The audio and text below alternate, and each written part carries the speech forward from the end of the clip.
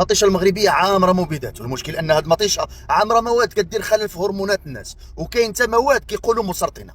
هذه خلاصه تحقيق دارته صحيفه كيشواسيغ الفرنسيه، واللي قالت ان 40% من المطيشه الاسبانيه والمغربيه اللي كيستوردوها الفرنسيين تبين لهم في هذا التحقيق انها فيها بقايا مبيدات مواد خطيره. وقالت الصحيفه ان التحاليل اللي دارت السلطات بين 2019 و 2022 على مطيشه بينت 33 نوع فرنسي فيه بقايا مبيدات، بينما 16 اللي فيها مبيدات في الاسبانيه و17 في المغربيه. لكن الصحيفه ما تعمداتش تعطي هذه الارقام الصغيره، ولكن عطات النسبه المئويه وقالت ان فقط 15% في الطماطم الفرنسيه، و80% اللي فيها مشكل في الطماطم الاسبانيه، واكثر من النصف بخصوص المغربيه. في المقابل تواصلت مع مصادر مغربيه اللي قالوا ان منتجو الطماطم الفرنسيه عندهم مشكل مع مطيشه المغرب واسبانيا لان نوعيتها افضل وارخص في الثمن، وخصوصا المغربيه. في حين زاد المصدر ان المغرب لم يستقبل حتى انذار بخصوص الطماطم في هذه الفتره اللي كيهضروا عليها بتاتا من الاتحاد الاوروبي اللي كيراقب جميع المنتوجات الغذائيه. انتم اش رايكم؟